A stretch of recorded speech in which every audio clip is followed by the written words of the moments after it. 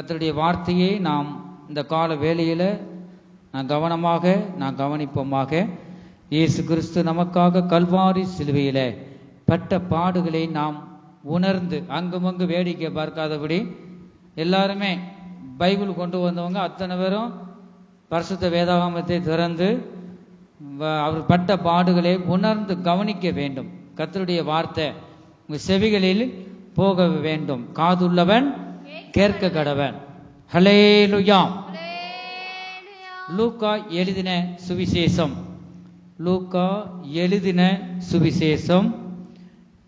23வது அதிகாரம் 34வது வசனத்தை ஒருவர் வாசிக்க கேட்போம். Then said Jesus, Father, forgive them, for they know not what they do. And they parted his raiment and cast lots.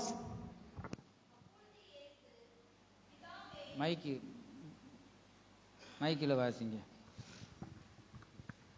அப்பொழுது இயேசு, பிதாவே, இவர்களுக்கு மன்னியும், தாங்கள் செய்கிறது இன்னதென்று அறியாதிருக்கிறார்களே என்றார். அவருடைய வஸ்திரங்களை அவர்கள் பங்கிட்டு சீட்டு போட்டார்கள். இப்பொழுது வாசிக்க கேட்ட தேவனுடைய வார்த்தை மூலமாக கர்த்தர் ஒவ்வொரு இருதயங்களிலும் அவர் பேசும்படியாக நாம் ஜெபிப்போம். எங்கள் அன்பின் இயேசுவே, நாங்கள் உம்மை துதிக்கிறோம், ஸ்தோத்தரிக்கிறோம் அப்பா. இப்பொழுது நாங்கள் வாசிக்க கேட்ட கர்த்தாவே, ஆண்டவர் உம்முடைய அன்பின் வார்த்தையில கர்த்தாவே ஸ்தோத்திரம். வார்த்தையாகிய தேவன் ஒவ்வொரு இருதயத்தில் நீங்க பேசுங்க, நாங்கள் கேட்கிறோம். இயேசு கிறிஸ்துவின் மூலமாய் வேண்டிக் கொள்கிறோம் எங்க நல்ல பிதாவே, ஆமென். ஹல்லேலூயா. கர்த்தருடைய பரிசுத்த நாமத்திற்கு மகிமை உண்டாகட்டும். இந்த கர்த்தராகிய இயேசு கிறிஸ்து இந்த கல்வாரியில் பேசின 7 வார்த்தைகள் வருஷம் அதைத்தான் நம்ம பார்க்கின்றோம். கர்த்தருக்கு ஸ்தோத்திரம்.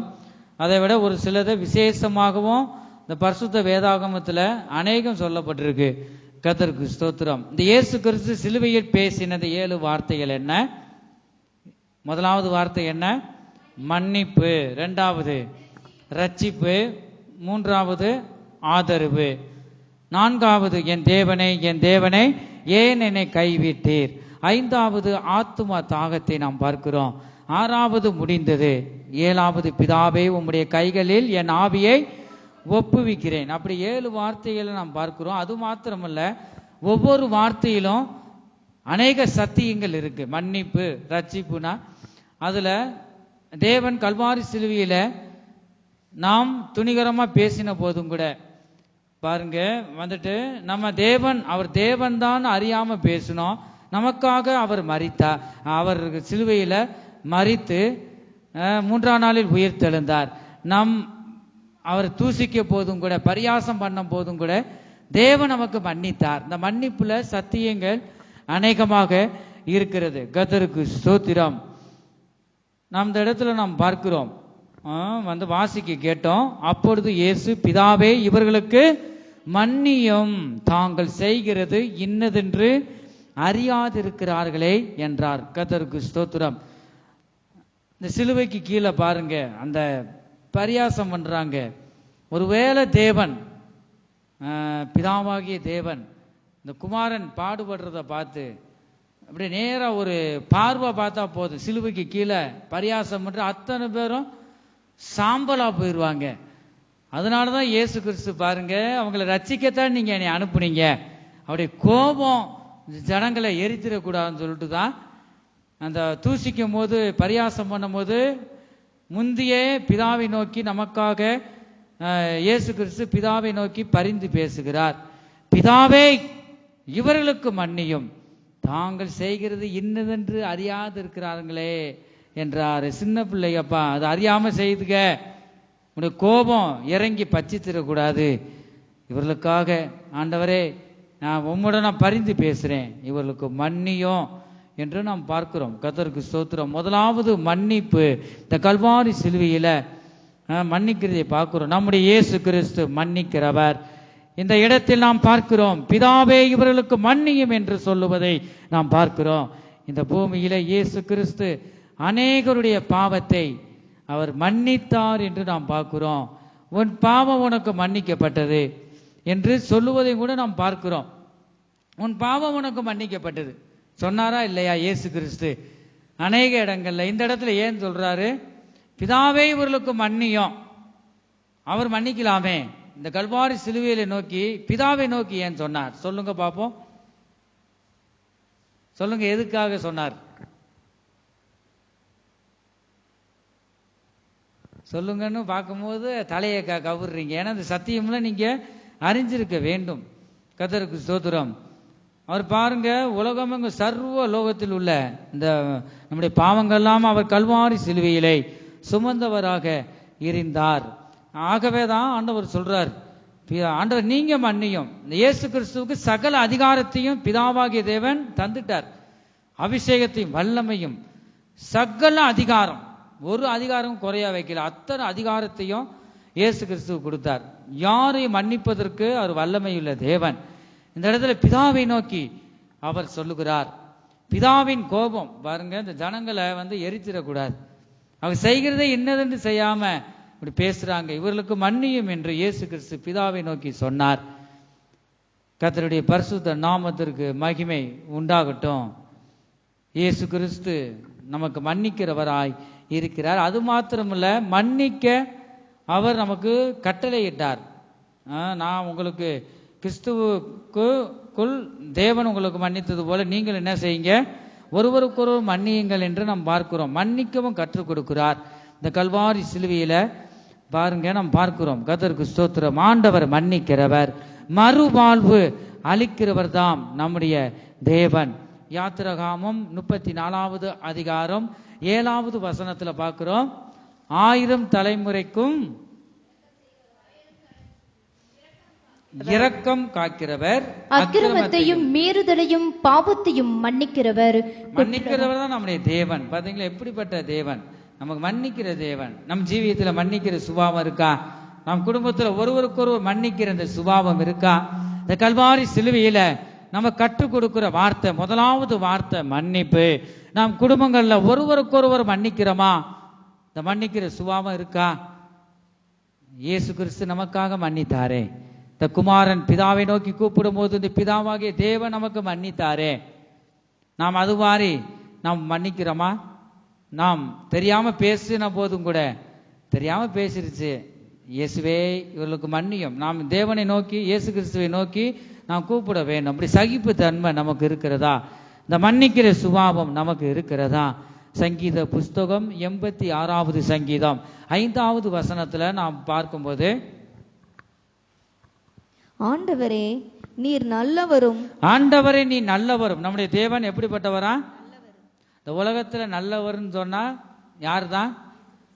தேவன். இயேசு கிறிஸ்து ஒருவர் தவிர நல்லவன் இந்த பூமியில யாரும் இல்லை. தேவன் ஒருவர் தவிர நல்லவன் இந்த பூமியில யாருமே இல்லைங்க. நம்முடைய தேவன் தான் நல்லவர். அதனாலதான் நம்ம கஷ்டப்பட்ட வேலையிலும் கூட பாவத்துல விழுந்து கிடந்த, உளையான சேற்றில விழுந்து கிடந்த நம்மளை எல்லாருமே ஒதுக்கிட்டாங்க. கைவிடப்பட்ட நிலையில சமாதானம் இல்லாமல் கிடந்த நம்மளை அவர் நல்லவரா இருக்கிறதுனால தான் நம்மளை தூக்கி எடுத்தார். அவர் நல்லவரும் மன்னிக்கிறவரும். அவர் நமக்கு நம்ம பாவத்தை மன்னிக்கிறார். மனுஷர் களிமண்ணு தானே, மண்ணு அது பாருங்க அதனால நம்ம பிள்ளைக தானே, மன்னிக்கிறார். அவர் மன்னிக்கிறார் நினைச்சு மறுபடியும் செய்த பாவத்தையே செய்யக்கூடாது. அப்படி நீங்க செய்தீங்கன்னா என்ன செய்யறீங்களா? இயேசு கிறிஸ்துவை சிலுவையில அடிக்கிறீங்க, மறுபடியும் காயப்படுத்துறீங்க. ஒருபோதும் செய்த பாவத்தை நாம் செய்யக்கூடாது. நம்முடைய தேவன் மன்னிக்கிறவரும் உம்மை நோக்கி கூப்பிடுகிற யாவர் மேலும் கிருபை மிகுந்தவருமாய் இருக்கிறீர், கிருபை மிகுந்தவருமாய் இருக்கிறீர் என்று நாம் பார்க்கிறோம். தானியேல் 9வது அதிகாரம் 10வது வசனத்துல பார்க்கிறோம். ஆனாலும் எங்கள் தேவனாகிய ஆண்டவரிடத்தில் இரக்கங்களும் மன்னிப்புகளும் உண்டு. என்னென்ன இருக்கு அவருக்கு? இரக்கங்கள், 2வது மன்னிப்புகளும். அப்ப இந்த முதலாவது வார்த்தை மன்னிப்பு. பிதாவை நோக்கி அந்த பரிந்து நமக்காக பரிந்து பேசினார். அவர் இரக்க குணம் அவருக்குள்ள இருந்துச்சு, மன்னிக்கிற குணம் இருந்தபடியினாலதான் பிதாவே இவர்களுக்கு மன்னியும் என்று சொன்னார். எத்தனை பேர் அப்படி நாம் உள்ளத்தின் ஆழத்திலிருந்து மனப்பூர்ணமாக மற்றவர்களை மன்னிக்கிற சுபாவம் நமக்கு இருக்கா? என்னைக்காவது ஒரு நாள் தப்பு பண்ணியிருப்பாங்க, அது மறுபடியும் நம்ம குத்தி காமிக்கிறோமா? புண்படுத்துறோமா? தேவன் அப்படி நினைச்சிருந்தா இந்த சிலுவைக்கு கீழே தூசிக்கிற அத்தனை பேரும் சாம்பலாய் நேரம் புல்லு முளைச்சிருக்கும் பாருங்க, நம்ம இல்லாம போயிருப்போம். இயேசு கிறிஸ்து நமக்காக அவர் பிதாவை நோக்கி பரிந்து பேசினார், அவர் இறங்கினார், நமக்கு இறங்கி அவர் நமக்காக வந்து அவர் மன்னித்தார். கர்த்தருக்கு ஸ்தோத்திரம். தேவன் நமக்கு இறங்கி மன்னித்தது போல நாமும் மற்றவர்களை மன்னிக்க வேண்டும். மார்க்கு எழுதின சுவிசேஷம் 11வது அதிகாரம் 25வது வசனத்துல நாம் பார்க்கின்றோம், நீங்கள் நின்று ஜெபம் பண்ணும் போது ஒருவன் பேரில் உங்களுக்கு யாதொரு குறை உண்டாயிருக்கும். வேதத்துல நாம் பார்க்கிறோம், ஜெபத்திலே பலவிதம் இருக்கு. முழங்கால் படியிட்டு ஜெபம் பண்றதும், நின்று கொண்டு ஜெபிக்கிறதும், இப்படி அநேகம் நம்ம இருக்கு. நீ நின்று கொண்டு ஜெபம் பண்ணும் போது ஒருவன் பேரில் உங்களுக்கு யாதொரு குறை உண்டாயிருக்குமானால் பரலோகத்தில் இருக்கிற உங்கள் பிதா உங்கள் தப்பிதங்களை உங்களுக்கு மன்னிக்கும்படி அந்த குறையை அவனுக்கு மன்னியுங்கள். அந்த குறையை மன்னிக்கணுமா இல்லையா? நான் மனப்பூர்ணமா நான் மன்னிப்பேன்னு சொல்றவங்க சத்தத்தை உயர்த்தி சொல்லுங்க, ஹல்லேலூயா. அப்படி மன்னிக்கிறவர்களுக்கு தான் தேவன் இறங்குகிற தேவன். ஆகவே இந்த மன்னிக்கிற சுபாவம் ஒவ்வொரு ரட்சிக்கப்பட்ட தேவனுடைய பிள்ளைகளுக்குள்ளும் ஒவ்வொரு குடும்பத்திலையும் இந்த மன்னிக்கிற சுபாவம் இருக்கணுங்க. தான் அறிவாளி மாதிரி குடும்பத்துல வந்து மற்றவங்க வந்து அறிவே இல்லாத மாதிரி அப்படி இருக்கக்கூடாது. ஒரு குறைபாடு உண்டானால் கிறிஸ்து உங்களுக்கு மன்னித்தது போல நீங்களும் ஒருவருக்கொருவர் மன்னியுங்கள் என்று அப்போஸ்தலராகிய பவுல் மூலமாகவும் கூட தேவன் பேசுகிறதை நாம் பார்க்கிறோம். கர்த்தருக்கு ஸ்தோத்திரம். மத்தேயு எழுதின சுவிசேஷம் 6வது அதிகாரம் 14வது வசனத்துல நாம் பார்க்கிறோம், மனுஷனுடைய தப்பிதங்களை நீங்கள் அவர்களுக்கு மன்னித்தால் உங்கள் பரமபிதா உங்களுக்கும் மன்னிப்பார். பாத்தீங்களா எத்தனை பேர் நாம் மன்னிக்கிறோம்? கர்த்தருக்கு ஸ்தோத்திரம். மனுஷருடைய தப்பிதங்களை நீங்கள் அவர்களுக்கு மன்னித்தால், நீங்க தேவன் இந்த கல்வாரி சிலுவை சும்மா பொழுது போகாம வேதனைப்படல, சரீரத்தில் எவ்வளவு வேதனை அடைஞ்சார் தெரியுமா? நம்ம சரீரத்தை சின்ன ஒரு காயம் இருந்தா எவ்வளவு வலி. இயேசு கிறிஸ்து அவர் பாருங்க சாட்டையினால் அடிக்கும் போது ஒவ்வொரு அடிக்கும் ஒவ்வொரு வியாதிக்கும் அவர் அடிபட்டார். அதனாலதான் வசனம் சொல்லுது, அவருடைய தழும்புகளால் நாம் குணமாகிறோம் என்று. கர்த்தருக்கு ஸ்தோத்திரம். மனுஷனுடைய தப்பிதங்களை முதலாவது வந்து நாம் மன்னிக்கிறவர்களாய் இருக்க வேண்டும். மன்னிக்கும்படி அந்த குறைகளை அவனுக்கு வாசிக்கிறோம். மனுஷருடைய தப்பிதங்களை நீங்கள் அவர்களுக்கு மன்னித்தால், மனுஷருடைய தப்பிதங்களை முதலாவது நாம் மன்னித்தா அவர் என்ன செய்வாராம்? உங்கள் பரமபிதா உங்களுக்கும் மன்னிப்பார். உங்களுக்கும் மன்னிப்பார். நம்ம யாருமே பரிசுத்தவான் இல்லை. மனுஷருடைய அவங்க தப்பிதங்களை மன்னிச்சுட்டா போதும். நம்ம குறைபாடு இருக்கும். மனுஷர்கள் வெளியில போகும்போது எங்கும் நாவுனாலேயோ கைகளினாலேயோ நம்ம அறியாம பாவம் செஞ்சிருக்கலாம். அப்ப நம்ம மனுஷருக்கு மன்னிச்சமே தேவன் பார்க்கிறார். சரி, நீ மன்னிக்கிற சுபாவம் உனக்கு இருக்கு, சரி மன்னிக்கிறேன், உனக்கு உன் பாவத்தை மன்னிக்கிறேன் பாருங்க. அப்ப ஆண்டவர் மன்னிப்பார். கர்த்தருக்கு ஸ்தோத்திரம். இயேசு கிறிஸ்து இந்த பூமிக்காக எதுக்காக வந்தார் சொல்லுங்க பாப்போம். பின்னாடி யாரு தலையை கவுந்துட்டு இருக்கிறது? வாலிப பிள்ளை. கடைசி காலத்துல உங்க தலையை என்ன செய்யுங்க? உயர்த்துங்கள், உயர்த்துங்கள். உங்க தலைகளை நிமிர்ந்து வசனம் பார்க்கிறோம் இந்த இடத்துல. லூக்கா சுவிசேஷம் நினைக்கிறேன். உங்க தலைகளை உயர்த்துங்கள். தலையை கவுந்துக்கிட்டு இருந்தா எல்லாருமே சவுண்டு வராது. என்னடா அங்கே பிரசங்கம் நடந்துக்கிட்டு இருந்துச்சு திடீர்னு இல்லை. ஆண்டவர் எனக்கு சொப்பனத்துல ஒரு நாள் காமித்தார். முன்னாடி எங்க அப்பா ரூபத்துக்கு இருக்கு செய்தி, சிப்பா போட்டிருக்காரு, வேஷ்டி கட்டி கர்த்தருடைய வார்த்தையை கொடுத்துக்கிட்டு இருக்காரு. முழுசா முடியல கர்த்தருடைய வார்த்தை. டக்குன்னு காணாம போயிட்டார். ஒரு சிலர் காணாம போறாங்க, பரிசுத்தம் உள்ளவங்க. ரெண்டாவது ஒரு சில வாலிபர் இருக்கிறாங்க கைவிடப்பட்டு உணர்வு இல்லாம இருக்காங்க. அப்படிலாம் ஆண்டவர் காமிச்சா. இதெல்லாம் இனிமே நடக்க போற சம்பவமாய் இருக்கிறது. உங்க தலைகளை உயர்த்துங்க. நிமிர்ந்து பார்த்து பாருங்க. நம்ம தலைகளை உயர்த்துகிற நேரம். ஆகவே கர்த்தருடைய வார்த்தையை நான் கவனிப்போம். இயேசு உனக்காகவும் எனக்காகவும் கல்வாரி சிலுவையிலே இரத்தத்தை சிந்தி நம்மளை மீட்டு எடுத்திருக்கிறார். கர்த்தருக்கு ஸ்தோத்திரம்.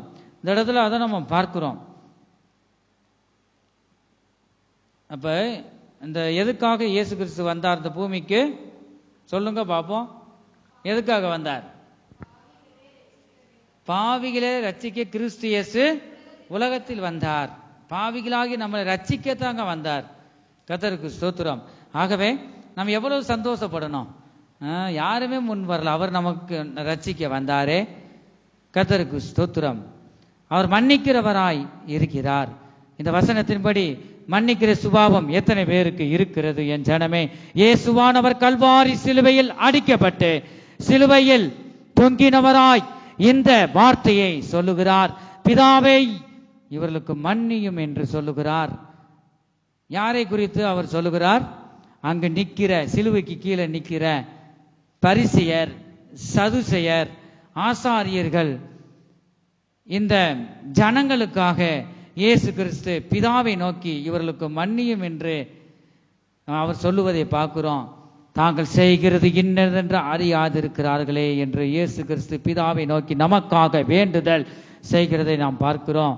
இந்த ஜனங்கள் சிலுவையில் அறைந்தது தேவனை அறைந்தோம் என்று அவங்க அறியவில்லை. கர்த்தருக்கு ஸ்தோத்திரம். இந்த வேளையிலும் கூட எத்தனை பேர் இந்த கல்வாரி சிலுவையை நோக்கி பார்க்கிறோம். சிலுவையில் அறைந்தவர் யார் என்று இந்த ஜனங்கள் தாங்கள் செய்கிறது இன்னதென்று தெரியாமல் செய்வதை நாம் பார்க்கிறோம். சிலுவையில் அறையப்பட்டவர் நம் தேவன், நம் பாவங்களுக்காக நம் சாபங்களையும் நீக்கி ரட்சிக்கிறவர். அவர்தாம் தேவன், அவர் இயேசு கிறிஸ்து, அவர் சமாதான பிரபு, அவர் நித்திய பிதா, அவர் அதிசயமானவர், அவர் ஆலோசனை கர்த்தர். அவர் எவ்வளவு பெரிய தேவன் இந்த ஜனங்கள் கொஞ்சம் கூட அறியல. அதனாலதான் இயேசு கிறிஸ்து சொன்னார், தாங்கள் செய்கிறது இன்னதென்று அவங்களுக்கு தெரியாது. அவங்களுக்கு உணர்வுள்ள பிதாவை இவர்களுக்கு மன்னியும் என்று பரிந்து பேசினாரே. இந்த மன்னிக்கிற சுபாவம் நமக்கு இருக்கிறதா? இந்த ஜனங்கள் குற்றம் கண்டுபிடிக்கிற ஜனங்களாய் இருந்தார்கள். தூசிக்கிற ஜனங்கள், அவமானப்படுத்துகிற ஜனங்கள், பரியாசம் பண்ணுகிற ஜனங்கள், குற்றம் பிடிக்கிற ஜனங்களாய் இருந்தார்கள். இயேசுவிடம் எந்த குற்றமும் கண்டுபிடிக்கவில்லை. அவர் பரிசுத்தர் என்று நாம் பார்க்கிறோம். அவர் நமக்காக எவ்வளவு இரக்கமுள்ளவராய் இருக்கிறார். அவர் மன்னித்தது போல நாமும் கூட ஒருவருக்கொருவர் மன்னிக்க வேண்டும் என்பது நாம் பார்க்கிறோம். கர்த்தருக்கு ஸ்தோத்திரம். மன்னிப்பு என்பது என்ன? சொல்லுங்க பார்ப்போம். மன்னிப்பு என்பது என்ன? கர்த்தர் மன்னித்தார். ஆண்டவர் நமக்கு கொடுத்த மன்னிப்பு என்பது தேவன் நமக்கு கொடுத்த கட்டளையாய் இருக்கிறது. கர்த்தருக்கு ஸ்தோத்திரம். நாம் மன்னிக்க மன்னிக்க நம்மை உயர்ந்த ஸ்தானத்தில் அவர் கொண்டு போவார். கொலோசியர் 3வது அதிகாரம் 13வது வசனத்துல பார்க்கிறோம். ஒருவரை ஒருவர் தாங்கி ஒருவர் பேரில் ஒருவருக்கு குறைபாடு உண்டானால் கிறிஸ்து உங்களுக்கு மன்னித்தது போல ஒருவருக்கொருவர் மன்னியுங்கள் என்று நாம் வாசிக்கிறோம். எபேசியர் 4வது அதிகாரம் 32வது வசனத்துல பார்க்கிறோம். ஒருவருக்கொருவர் தயவாயும் மன உருக்கமாயும் இருந்து கிறிஸ்துவுக்குள் தேவன் உங்களுக்கு மன்னித்தது போல நீங்களும் ஒருவருக்கொருவர் மன்னியுங்கள் என்று நாம் பார்க்கிறோம். தேவன் நமக்கு கொடுத்த கட்டளை. கர்த்தருக்கு ஸ்தோத்திரம். மற்றவர்கள் தெரியாம பேசினாலும் அவர்களுக்கு நாம் மன்னிக்க வேண்டும். இயேசு கிறிஸ்து கல்வாரி சிலுவையில் நமக்கு கற்றுக் கொடுத்த முதலாவது வார்த்தை மன்னிப்பு என்று நாம் பார்க்கிறோம். கர்த்தருக்கு ஸ்தோத்திரம். கர்த்தருக்கு பயப்படுதலை நாம் கற்றுக்கொள்ள வேண்டும். உபாகமும் 17:19 நாம் பார்க்கிறோம். 2வது கற்பனைகளை நாம் கற்றுக்கொள்ள வேண்டுமா? சங்கீதம் 119வது சங்கீதம் 73.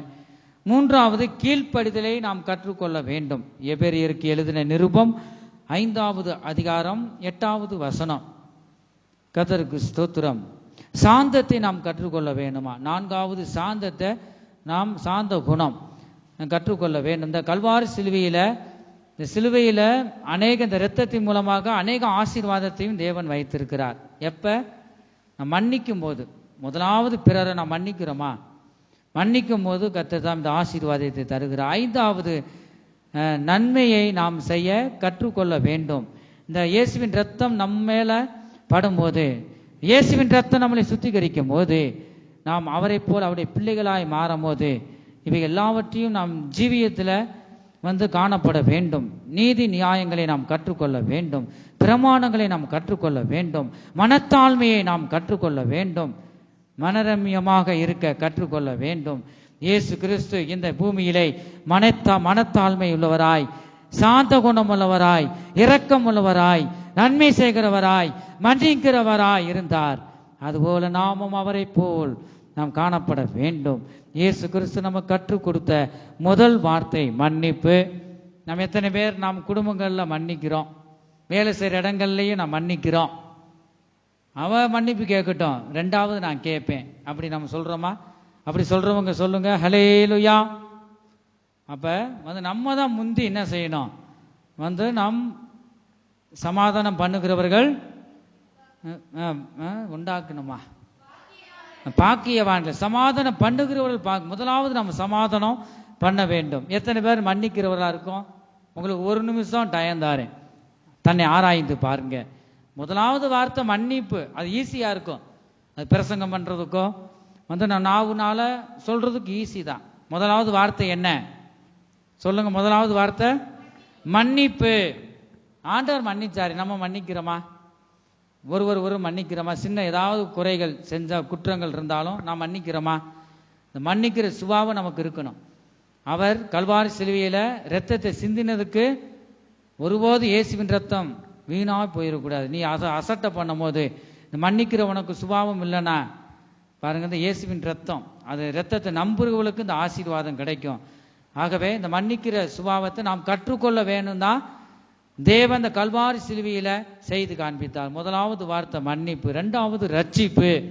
லூக்கா எழுதின சுவிசேஷம் 23வது அதிகாரம் 43.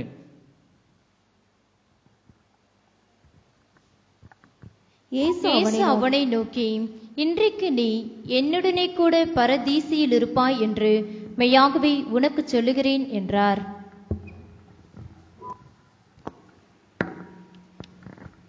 கர்த்தருடைய பரிசுத்த நாமத்திற்கு மகிமை உண்டாகட்டும். இயேசு அவனை நோக்கி, யாரை நோக்கி?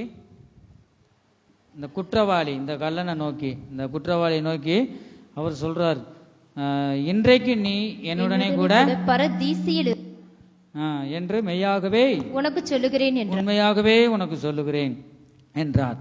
கர்த்தருக்கு ஸ்தோத்திரம். இயேசு கிறிஸ்து கல்வாரி சிலுவையில் அடிக்கப்பட்டவராய் இயேசு கிறிஸ்து நடுவாக இருப்பதை நாம் பார்க்கிறோம். வலது பக்கமும் இடது பக்கமும் 2 கள்ளர்கள், குற்றவாளிகள் அடிக்கப்பட்டிருக்குது நாம் பார்க்கிறோம். அதுல ஒரு திருடன் தான், கள்ளன் தான், குற்றவாளி தான் மனம் திரும்புகிறதை நாம் பார்க்கிறோம். கர்த்தருக்கு ஸ்தோத்திரம். அவன் ஞானஸ்தானம் எடுக்கல, ஏன்னா அவனுக்கு அப்படி ஞானஸ்தானம் கொடுக்கறதுக்கு நேரமும் இல்லை. ஆனா அவனுக்கு கல்யாணம் ஆச்சோ இல்லைன்னு வேதத்துல சொல்ல போறல. அவன் குற்றவாளியா இருக்கிறான். அந்த 2 குற்றவாளில ஒருத்தன் உணர்கிறான், ஆமா நம்ம குற்றம் செஞ்சு நான் அடிக்கப்படுறோம், நியாயம் இருக்கு, இவர் எந்த குற்றமும் செய்யலையே. நீதிபரர் அவர் ஏன் இன்னொரு குற்றவாளியை நோக்கி அவன் சொல்றதை நாம் பார்க்கிறோம், நம்ம நியாயமா குற்றம் செய்து அடிக்க போறோம், குற்றம் இல்லாதவர்ப்பா, அவரை தூசிக்காத. கர்த்தருக்கு ஸ்தோத்திரம் சொல்லுவதை நாம் பார்க்கிறோம். அதனால அந்த ஒரு குற்றவாளி மனம் திரும்புறதுனால தான் ஆண்டவர் சொல்றார், என்னோடு இருப்ப நீ. கர்த்தருக்கு ஸ்தோத்திரம். ஆகவே இந்த நாட்கள்ல நம்முடைய ஜீவியம் எப்படிப்பட்டதாக இருக்கிறது? இந்த கல்வாரி சிலுவையிலும் கூட இந்த ரட்சிப்பு எப்படி ஆகிலும் நாம் உயிர் இந்த சரீரத்தில் இருக்கிற வரைக்கும் யாராகிலும் ஒருத்தர் 2 பேராவது நான் ஆண்டவர் வந்தான் அந்த ஆத்மாவோடு நான் சந்திப்பேன். எத்தனை பேர் கிறிஸ்தவங்க சொல்ல முடியும்? தேவன் வரும்போது வெறுங்கையா போயிடக்கூடாது, ஆத்மாக்களோடு தேவனை சந்திக்கணும். அதுதான் தேவன் விரும்புகிற காரியமாய் இருக்கிறது. கர்த்தருக்கு ஸ்தோத்திரம். லூக்கா எழுதின சுவிசேஷம் 23வது அதிகாரம் 42வது வசனத்துல நான் பார்க்கிறோம். இயேசு அவனை நோக்கி, ஆண்டவரே, நீர் உம்முடைய ராஜ்யத்தில் வரும்போது அடியேனை நினைத்தருளும் என்றான். இந்த குற்றவாளி பாருங்களேன், ஆண்டவரே நீர் உம்முடைய ராஜ்யத்துல, இயேசுவை நோக்கி. சிலுவையில அவனும் அடிக்கப்பட்டிருக்கான், ஆனா தலையை திருப்பலாமே, தலையை திருப்பி சிலுவையிலேயே வேதனையோடு இயேசுவை நோக்கி என்ன சொல்றானா? ஆண்டவரே, நீர் உம்முடைய ராஜ்யத்தில் வரும்போது அடியேனை நினைத்தருளும் என்றான். நினைத்தருளும் அப்பா, அடியேனை நீங்க நினைத்தருளுங்க சொல்றான். இந்த இடத்தில் 2 குற்றவாளிகள் இயேசுவின் வலது பக்கத்திலும் ஒருவன், இடது பக்கத்திலும் ஒருவனும் அறையப்பட்டு இருக்கிறதை நாம் பார்க்கிறோம்.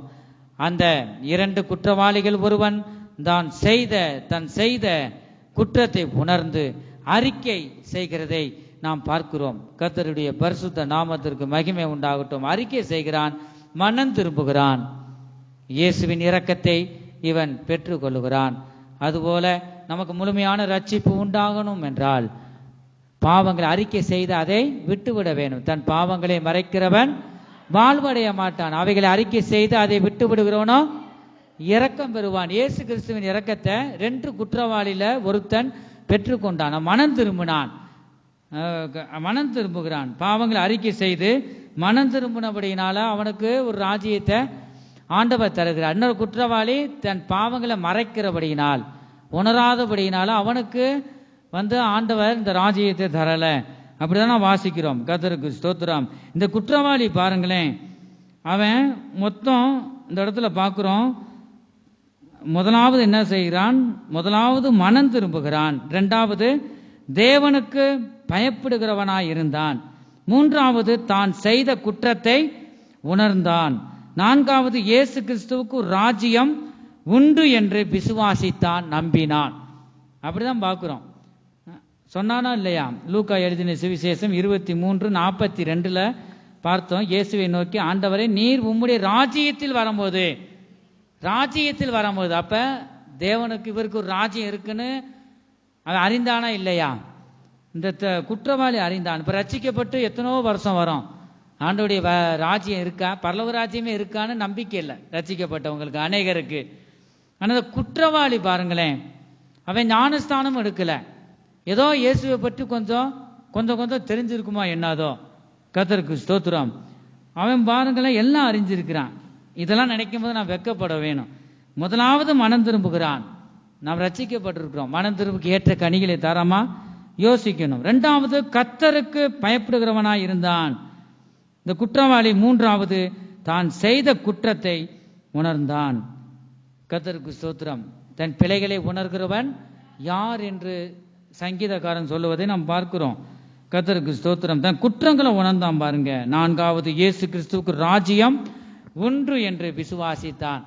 அத்தனை அவன் இருதயத்தில் இருந்தபடியினாலதான் தேவன் தாமே ஒரு ராஜ்யத்தை தருவதை பார்க்கிறோம். நாமும் கூட தேவனுக்கு பயந்து நாம் செய்த குற்றங்களை உணர்ந்து அதை நாம் அறிக்கை செய்யும் போது தேவனுடைய இரக்கத்தை நாம் பெற்றுக்கொள்வோம். நீதிமொழிகள் 28:13 நாம் வாசிக்கிறோம். கர்த்தருக்கு ஸ்தோத்திரம். தன் பாவங்களை மறைக்கிறவன் வாழ்வடைய மாட்டான், அவைகளை அறிக்கை செய்து அதை விட்டு விடுகிறவனோ இரக்கம் பெறுவான் என்று நாம் பார்க்கிறோம். இந்த குற்றவாளி மனம் திரும்பி பாவங்கள் எல்லாவற்றையும் அறிக்கை செய்தான்.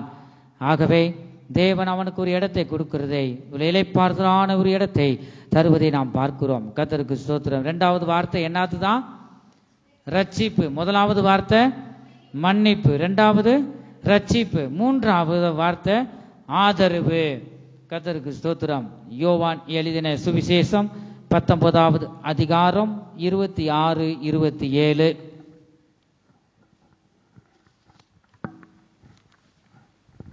அப்பொழுது இயேசு தம்முடைய தாயையும் அருகே நின்ற தமக்கு அன்பாயிருந்த சீசனையும் கண்டு, அன்பாயிருந்த சீசன் ஒருவேளை யோவான கூட இருக்கலாம். இந்த மார்புல சாய்ந்து கொண்டு இருந்தார் பாத்தீங்களா, அப்படி நாம் பார்க்கிறோம். அப்ப அந்த அன்பாயிருந்த இந்த சீசனை கண்டு என்னதான் சொல்றாரு? தம்முடைய தாயை நோக்கி, ஸ்திரீயே, அதோ உன் மகன் என்றார். பின்பு அந்த சீசனை நோக்கி, அதோ உன் தாய் என்றார். அந்நேரம் முதல் அந்த சீசன் அவளை தன்னிடமாய் ஏற்றுக்கொண்டான். பாத்தீங்களா, ஆதரவு கொடுக்கறதை நம்ம பார்க்கிறோம். ஆனா அந்த இடத்துல பேதுரு ஒருவர் தூரத்தில் நின்று இயேசுவுக்கு என்ன நடக்க போதோ இந்த அன்பு இருக்கிறதுனாலதான் தூரத்தில் நின்று பார்த்தார். அநேக சீசர்கள்லாம் இல்ல, சிலுவைக்கு கீழே ஒரு சில ஸ்திரீகள் தான் அதிகமா இருந்திருக்காங்க. கர்த்தருக்கு ஸ்தோத்திரம். அப்ப அநேகர் இந்த இடத்துல இல்ல. ஆனா யோவான் பார்க்கிறோம், அந்த இடத்துல யோவான் சொல்ல போறல அன்பா இருந்த சீசனை கண்டுதான் அதுக்கு மேல கை விட்டாரா? தாய் தகப்பனுக்கு சிலுவை முடிவு வரைந்தமும் கீழ்ப்படிந்தவராய் இருந்தார் என்று வேதம் சொல்லுது. கர்த்தருக்கு ஸ்தோத்திரம். ஒரு எனக்கு பின்ன தாயை பார்த்துக்கப்பா சொல்லிட்டு அந்த அன்பா இருந்த சீசரை நோக்கி சொல்றதை பார்க்கிறோம். ஒரு ஆதரவு கொடுக்கிறதை நாம் பார்க்கிறோம். நாம் வந்திருக்கிறோம், பக்கத்தில் இருக்கிறவங்க பெத்த தாய் தகப்பனை நம்ம ஆதரவு தரமா, நீ பிழைச்சானே செத்தா என்ன, அப்படிதான் இந்த நாட்களில் பார்க்கிறோம். அநாத ஆசிரமத்தில் என்ன செஞ்சுறாங்க? சேர்த்துடுறாங்க. கர்த்தருக்கு ஸ்தோத்திரம். ஆகவே அப்படி இருக்கக்கூடாது. ஆதரவு நீ தர வேண்டும். இந்த கல்வாரி சிலுவையில 7 வார்த்தைன்னு சொல்லி சீக்கிரம் நம்ம முடிச்சிடுறோம். இந்த மன்னிப்பு, ரட்சிப்பு, அதுக்கெல்லாம் இன்னும் நிறைய இருக்கு. அநேக நான் விட்டுட்டேன், ஏன்னா அதை பார்க்கறதுக்கு நேரம் இல்லை. பாருங்க, ஒவ்வொன்றும் இந்த பரிசுத்த வேதாகமத்தில் இந்த கல்வாரி சிலுவையில் இந்த 7 வார்த்தைகள்ல அவ்வளவு சத்தியம் அடங்கி இருக்கிறது. நம்ம ஆதரவு தருகிறோமா? கர்த்தருக்கு ஸ்தோத்திரம். நீ எதை விதைக்கிறாயோ அதை நீ அறுப்ப. இயேசு கிறிஸ்து ஆதரவு கொடுத்தாரா இல்லையா? ஒவ்வொரு மனிதனும் பெற்ற தாய் தகப்பனை கனம் பண்ணணும், ஆதரவு தர வேண்டும். ஒரு ஆதரவான வார்த்தையாக நாம் பேசுறோமா? இல்ல. பேசுற வார்த்தை புண்படுகிற மாதிரி பேசுறோமா? மகனே, மகளே, நீ உனக்கு பெற்ற தாய் தகப்பனுக்கும் நீ பழகிற ஒவ்வொருவருக்கும் நீ ஆதரவு கொடு, ஆதரவான வார்த்தைகளை நீ சொல்லு என்று ஆண்டவன் இந்த கல்வாரி சிலுவையிலே நமக்கு கற்றுக் கொடுக்கிற இந்த 3வது வார்த்தை ஆதரவு என்று நாம் பார்க்கிறோம். கர்த்தருக்கு ஸ்தோத்திரம். பின்பு அந்த சீசனை நோக்கி அதோ உன் தாய் என்றார். அந்நேரம் முதல் அந்த சீசன் அவளை தன்னிடமாய் ஏற்றுக்கொண்டான் என்று இந்த இடத்துல பார்க்கிறோம். தேவன் நமக்கு கொடுத்த தகப்பனையும் தாயையும் கனம் பண்ண வேண்டும், மரியாதை கொடுக்க வேண்டும், ஆதரவு தர வேண்டும் என்று நாம் வாசிக்கிறோம். 4வது வார்த்தை என்ன? கடைசியில் 3 வார்த்தை மனப்பாடமா நீங்க சொல்லணும். அதனாலதான் மறுபடியும் நான் கேட்கிறது. 4வது வார்த்தை என் தேவனே, என் தேவனே, ஏன் என்னை கைவிட்டீர் என்று பிதாவை நோக்கி சொல்லுவதை நாம் பார்க்கிறோம். மார்க்கு எழுதின சுவிசேஷம் 15வது அதிகாரம் 34வது வசனம். 9ஆம் மணி நேரத்திலே இயேசு ஏலோயி ஏலோயி லாமா சபக்தானி என்று மிகுந்த சத்தமிட்டு கூப்பிட்டார். அதற்கு என் தேவனே, என் தேவனே, ஏன் என்னை கைவிட்டீர் என்று அர்த்தமாம். பாத்தீங்களா? அந்த ஆண்டவர் இயேசு கிறிஸ்து கர்த்தரை நோக்கி கூப்பிடுறார். அவரே கூப்பிடுறார். நம்மளாம் ஏமாத்திரோம். ஏன் கூப்பிட்டார் சொல்லுங்க? என் தேவனே, என் தேவனே, ஏன் என்னை கைவிட்டீர். இந்த வார்த்தையை சொல்லுவதற்கு காரணம் என்ன? இயேசு கிறிஸ்து இந்த பூமிக்கு அவர் குமாரனை அனுப்பும் போது இந்த பிதாவாகிய தேவன் அவருடைய கிருபை அவர் மேல இருந்ததுங்க. அதனாலதான் ஒவ்வொரு இடத்துல அவமானமும் சோதனையும் வரும்போது எத்தனையோ பேரு சோதிச்சாங்க. பாருங்க, தேவனுடைய வார்த்தையை கொண்டு ஜெயித்தார். அப்படிலாம் தாழ்மை வர்றதுக்கு காரணம் தேவனுடைய கிருபை அவர் மேல் இருந்தது. இந்த இடத்துல அவர் சொல்றார், என் தேவனே, என் தேவனே, ஏன் என்னை கைவிட்டீர். சொல்லுவது காரணம் என்ன சொல்லுங்க பாப்போம். தெரிஞ்சவங்க சொல்லுங்க. நீங்க வாயை திறந்து நீங்க பேசும்போது கர்த்தர் சந்தோஷப்படுவார். இந்த நாளில நம்ம இந்த சத்தியத்தை நீங்க அறிஞ்சாதான் மற்றவர்களுக்கு நீங்க சொல்ல முடியும். ஏன் சொன்னார் சொல்லுங்க.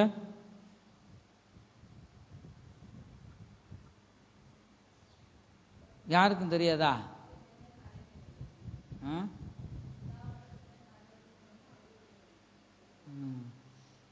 சொல்லுங்க வேற. பிதாவாகிய தேவன் அவர் பாவத்தை பார்க்க மாட்டா, சுத்த கண்ணன், பரிசுத்தம் உள்ள தேவன். இந்த குமாரன் ஆனா ஒரு அளவுக்கு தானே சொல்லுங்க பார்ப்போம். உங்க பிள்ளைய அடிக்கப்படுதுன்னா மரியாதை குறைய பேசுறாங்க பாருங்க. இல்லாத பழியெல்லாம் நம்ம மயம் மேல செலுத்துறாங்க, பழி விழுகுது. பெத்தவங்களுக்கு எவ்வளவு வேதனையா இருக்கும். தாய் தகப்பன பெத்த தாய்க்கு தான் அந்த வேதனை இருக்கும். ஐயோ, என் பிள்ளை தப்பே பண்ணல, இல்லாத பழியெல்லாம் சுமத்துறாங்களே, என்ன ஆகும்? அதை நேரம் அந்த காட்சியை பார்க்க முடியாது. அப்படியே வேதனைப்பட்டு தலை குனிஞ்சிடுறாங்க. ஒரு சில நேரங்கள்ல அப்படியே தலையை திருப்பிடுறாங்க.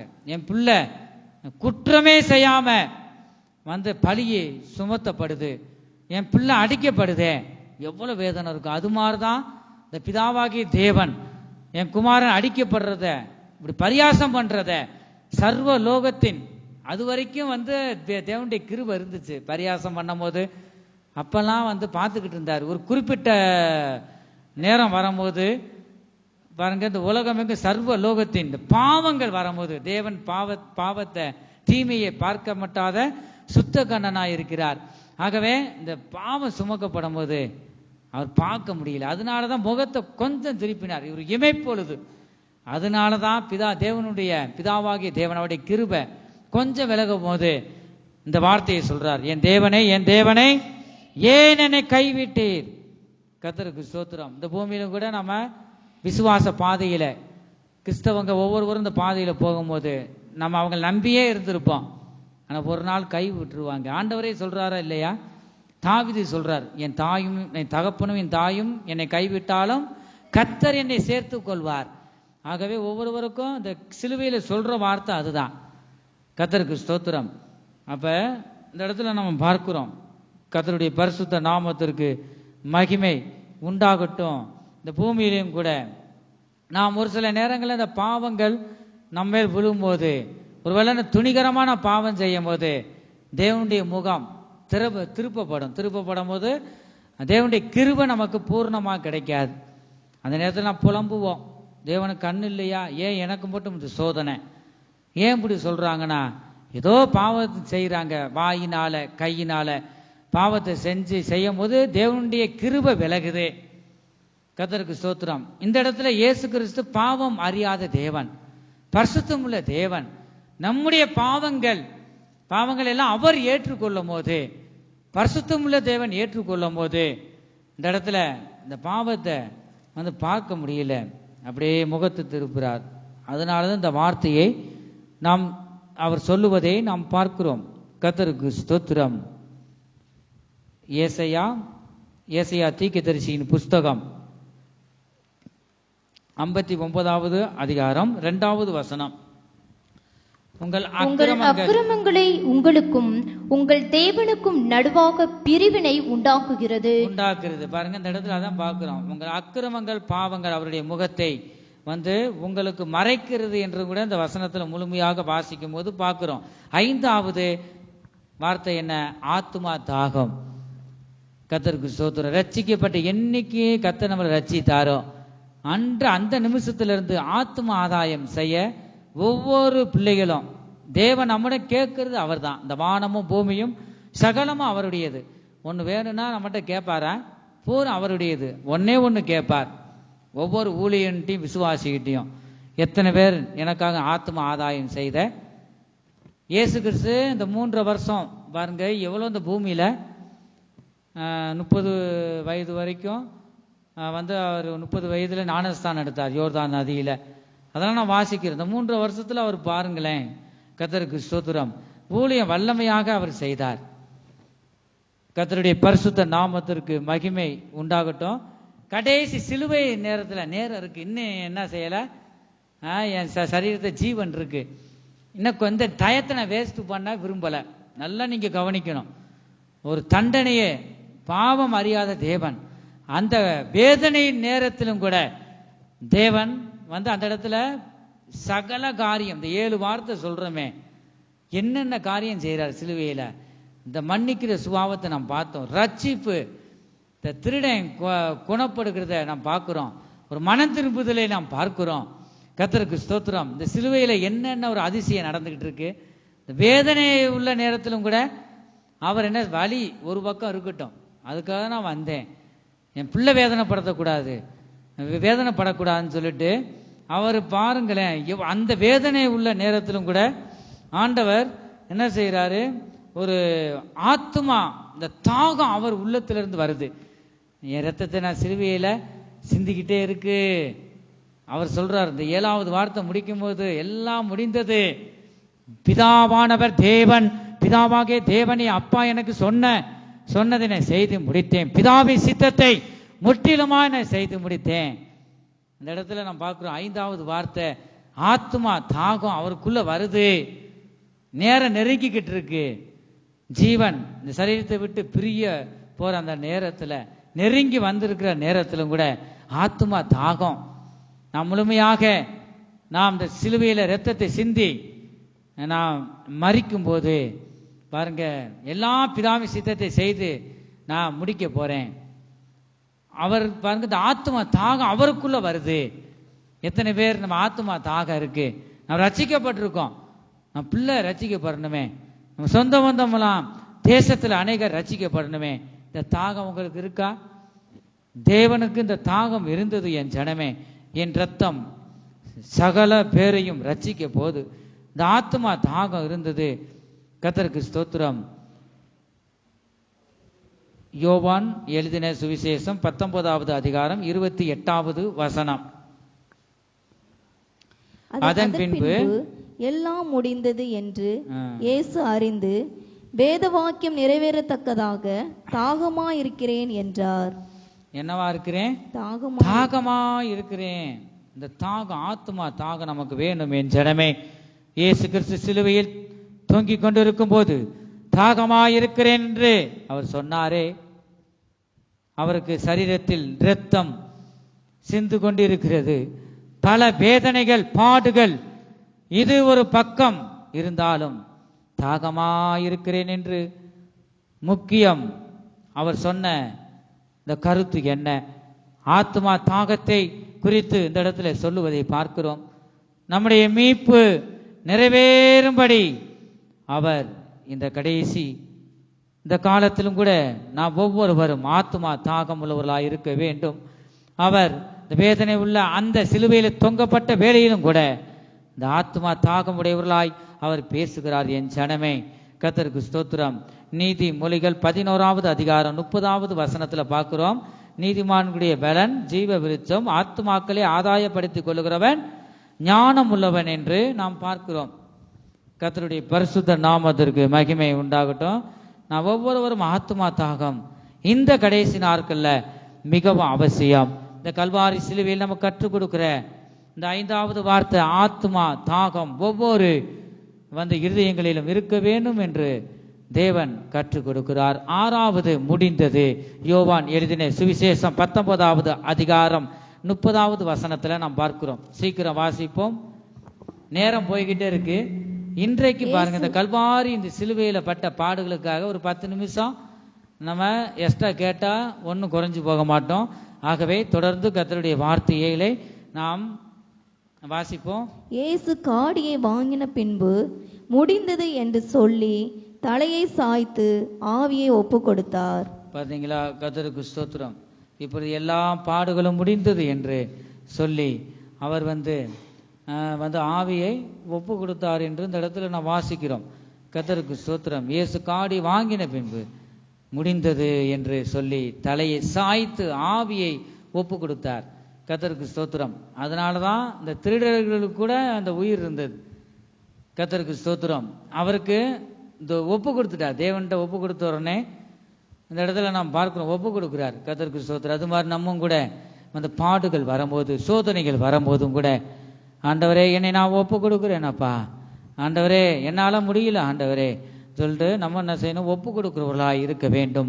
ஆவி ஆத்மா சரீரத்தை ஜீவ பலியாக நான் ஒப்பு கொடுக்க வேண்டும். நேரம் இல்லாததுனால 7வது வார்த்தை என்ன?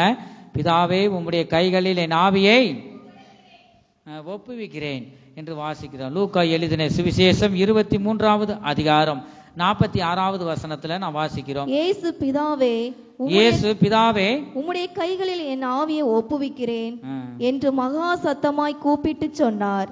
இப்படி சொல்லி ஜீவனை விட்டார். ஹல்லேலூயா. இயேசு கிறிஸ்து பாவத்தையும் சாபத்தையும் வியாதியும் பிசாசையும் மரணத்தையும் ஜெயித்தவராய் இந்த 7வது வார்த்தையை சொல்லி முடித்தார். என் ஜனமே, இயேசு கிறிஸ்து கல்வாரி சிலுவையில் சொன்ன முதல் வார்த்தையும் சரி, கடைசி வார்த்தையும் சரி, பிதாவே என்று சொன்னாரே. பிதாவே இவர்களுக்கு மன்னியும் என்று சொன்னாரே. முதலாவது வார்த்தை மன்னிப்பு. பிதாவை நோக்கி பிதாவை இவர்களுக்கு மன்னியும் சொன்னார். முதல் வார்த்தை பிதாவை நோக்கி சொல்றார். கடைசி 7வது வார்த்தை என்னதுதான்? இயேசு கிறிஸ்து உலகத்தில் பாருங்க, உலகத்தை விட்டு போகும்போதும் கூட என்ன சொல்றாரு? முதல் வார்த்தை மன்னிப்பு, கடைசி வார்த்தை அதுவும் பிதாதான். கர்த்தருக்கு ஸ்தோத்திரம். முதல் வார்த்தை மன்னிக்கு, நமக்காக பிதாவிடம் பரிந்து பேசினார், பிதாவே என்று சொன்னார்.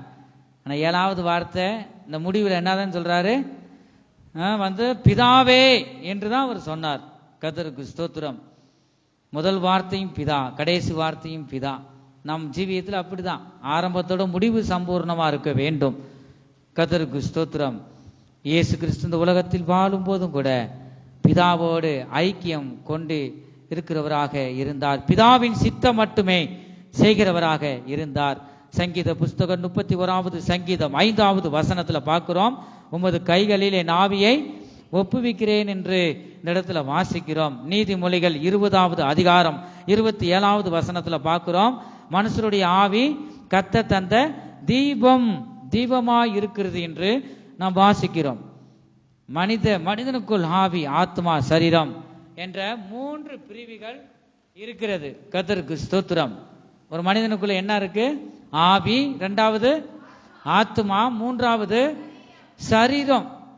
இதில் ஆவி மேன்மையானது என்று பிரசங்கி 12வது அதிகாரம் 7வது வசனத்துல பார்க்கிறோம். இவ்விதமாய் பூமிக்கு திரும்பி, இவ்விதமாய் மண்ணானது தான் முன்னிருந்து பூமிக்கு திரும்பி ஆவி தன்னை தந்த தேவனிடத்திற்கு மறுபடியும், வாசிங்க அத, பிரசங்கி 12:7.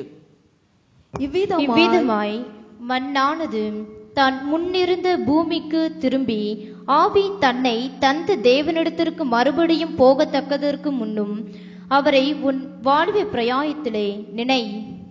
வாலிப பிரயாயத்திலே யாரை நினைக்கணுமா? சிருஷ்டிகரை நினைக்கணும். இதுதான் கிருபையின் காலம். கர்த்தருக்கு ஸ்தோத்திரம். இந்த ஆவி உன்னதத்திலிருந்து தேவன் தந்தது. இந்த மண், இந்த சரீரம், இந்த மண்ணானது இந்த மண்ணுக்கு போயிடும். ஆக இந்த ஆவி எங்க போதான்? உன்னதத்துக்குரிய இந்த ஆவியினால. அதனாலதான் மூழ்கி ஞானஸ்தானம் எடுத்து உன்னதத்துக்குரிய வல்லமையை நாம் பெற்றுக்கொள்றோம். அது மாதிரிதான் இயேசு கிறிஸ்து பாருங்க, இந்த 7வது வார்த்தையும் அதையும் பார்க்கிறோம். ஒவ்வொரு மனிதனும் கடைசியில் முடிவில் என்னதான் செய்யணுமா? பிதாவே என்று தான் என்ன செய்யணும்?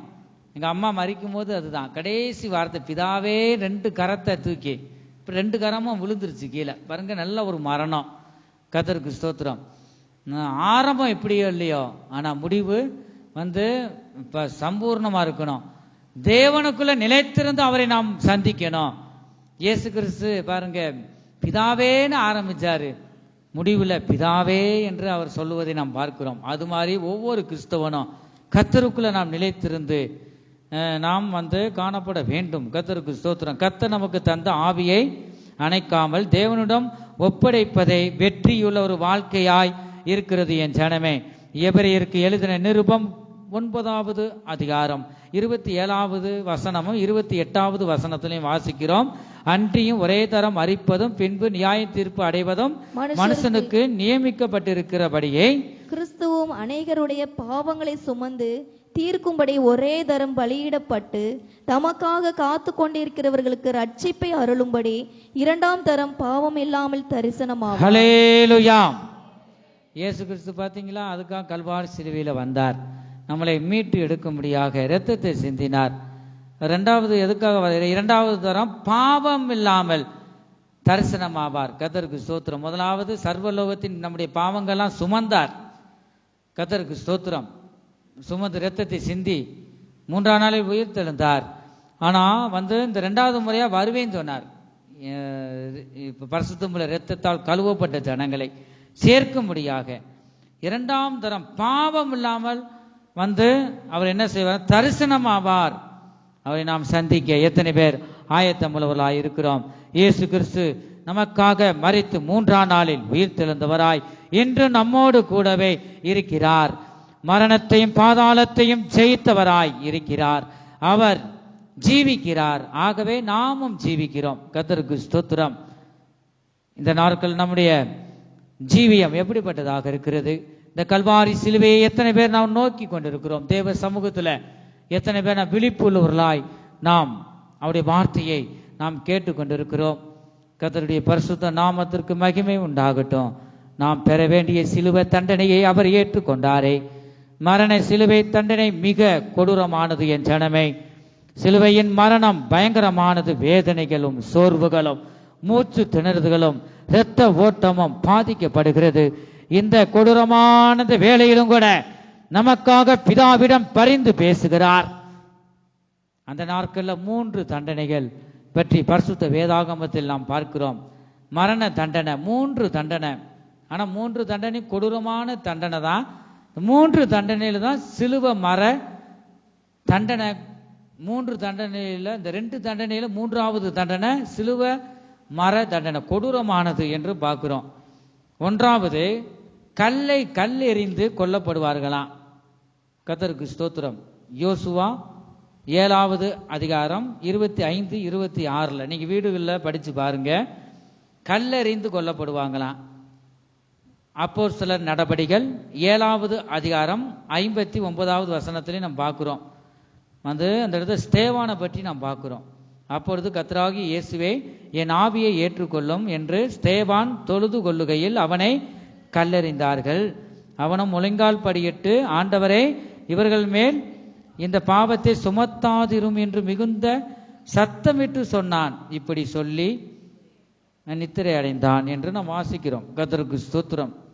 2வது, உயிருடன் எரித்து கொல்லப்படுவாங்க. உயிரோடு எப்படி நாம் பார்க்கிறோம். கர்த்தருக்கு ஸ்தோத்திரம். சங்கீத புஸ்தகம் 106:18, வெளிப்படுத்தின விசேஷம் 17:16 வீடுகளில் நீங்க வாசித்து பாருங்க. 3வது, மரத்திலே தூக்கப்பட்டு கொல்லப்படுவார்கள் என்று நாம் வாசிக்கிறோம். எஸ்தர் 2வது அதிகாரம் 23, ஆதியாகமம் 40:19 இந்த இடத்துல நாம் வாசிக்கிறோம். கர்த்தருடைய பரிசுத்த நாமத்திற்கு மகிமை உண்டாகட்டும். இந்த வேளையிலும் கூட நாம் இந்த கல்வாரி சிலுவையை எத்தனை பேர் நாம் நோக்கி பார்க்கிறோம்? கர்த்தருடைய பரிசுத்த நாமத்திற்கு மகிமை உண்டாகட்டும். இந்த இயேசு கிறிஸ்துவை நிந்தித்து பரியாசம் பண்ணின 7 கூட்டத்தாரை பற்றி நான் பார்க்கிறோம். இந்த கல்வாரி சிலுவையில நிந்திக்கிறாங்களே, அவங்கெல்லாம் யாரு? கர்த்தருக்கு ஸ்தோத்திரம். வாசிங்க, எழுதி வச்சுக்கோங்க, வீடுகளில் நீங்க வாசித்து பாருங்க. மத்தேயு எழுதின சுவிசேஷம் 27வது அதிகாரம் 27:31 இந்த வசனத்துல பார்க்கிறோம். போர் சேவகர் இந்த இடத்துல நிந்தித்து பரியாசம் பண்ணுகிறத பார்க்கிறோம். 2வது, பலி போக்கர். மத்தேயு எழுதின சுவிசேஷம் 27வது அதிகாரம் 39-40. 3வது, பிரதான ஆசாரியர். மத்தேயு எழுதின சுவிசேஷம் 27:41. 4வது, வேதபாரகர். மத்தேயு எழுதின சுவிசேஷம் 27:41-42. 5வது, மூப்பர்கள். மத்தேயு எழுதின சுவிசேஷம் 27:41-43 பார்க்கிறோம். 6வது, இடது பக்கத்தில் உள்ள குற்றவாளி கள்ளன். மத்தேயு எழுதின சுவிசேஷம் 27:44 பார்க்கிறோம். 7வது, அங்கு இருக்கிற ஜனங்கள். இந்த 7 கூட்டத்தார் பாருங்க, இயேசு கிறிஸ்துவை நிந்தித்து பரியாசம் பண்றாங்க.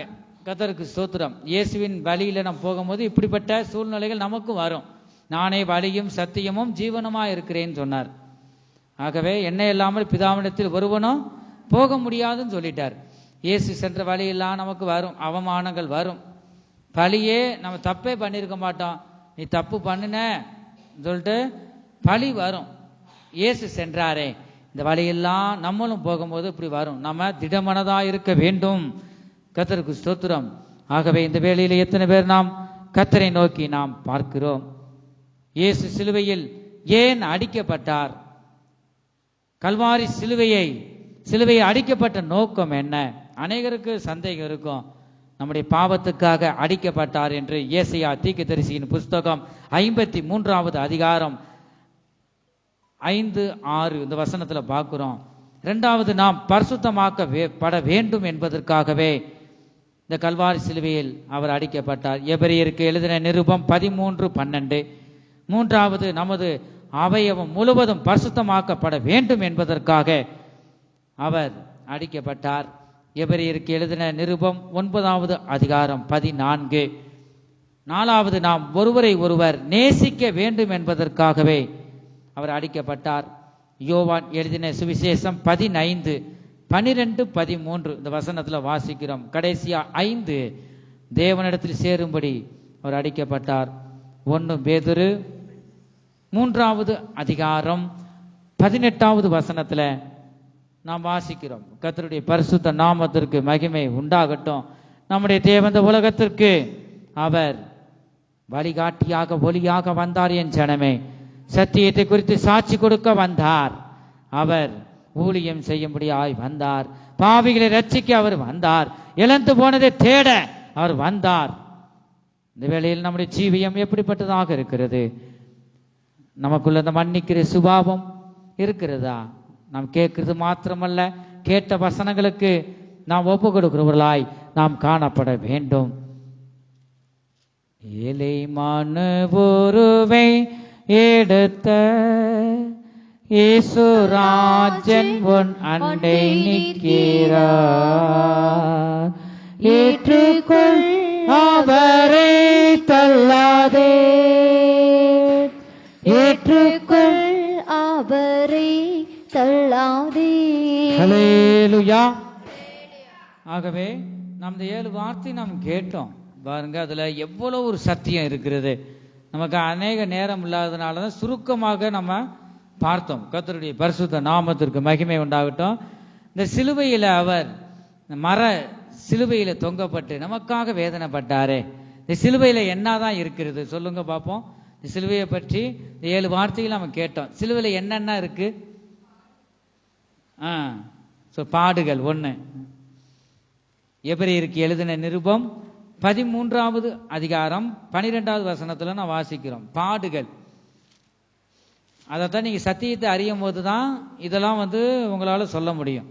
கர்த்தருக்கு ஸ்தோத்திரம். சிலுவை என்பதே பாடுகள் என்று நாம் பார்க்கிறோம். ஒன்று, சிலுவையில நாம் பார்க்கிறோம், சிலுவையில அவர் ரத்தத்தை சிந்தினார், அது மட்டும் தான் நமக்கு தெரியுது. கர்த்தருக்கு ஸ்தோத்திரம். சிலுவையில என்ன இருக்கு? ரத்தம். இயேசுவின் ரத்தம் சிலுவையில இருக்கா இல்லையா?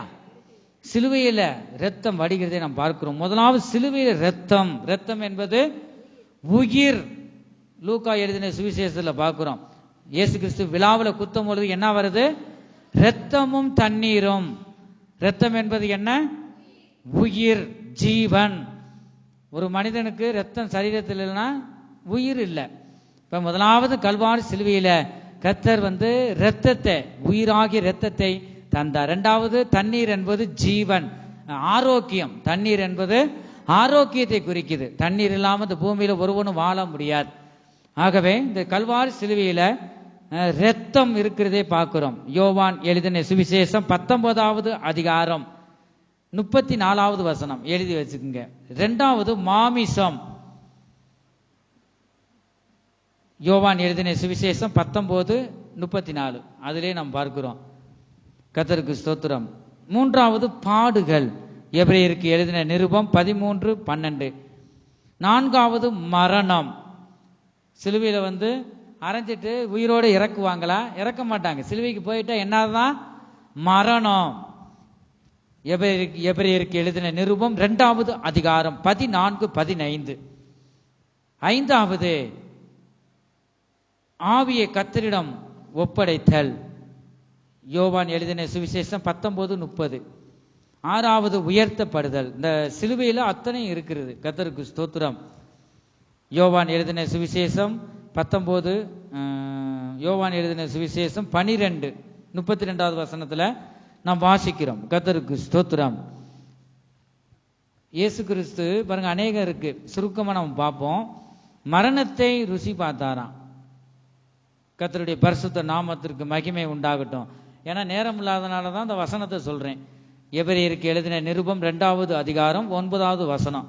மரணத்தை ருசி பார்த்தார் என்று, மரணத்தை உச்சரித்தார் என்று அதே வசனத்துல நாம் வாசிக்கிறோம். 3வது மரணத்துக்கு அதிகாரியான பிசாசை அழித்தார் என்று எபிரேயருக்கு எழுதின நிருபம் 2வது அதிகாரம் 14வது வசனத்துல வாசிக்கிறோம். 4வது மரணத்தின் பயத்தை நீக்கினார் என்று வாசிக்கிறோம். எபிரேயருக்கு எழுதின நிருபம் 2வது அதிகாரம் 15வது வசனம்.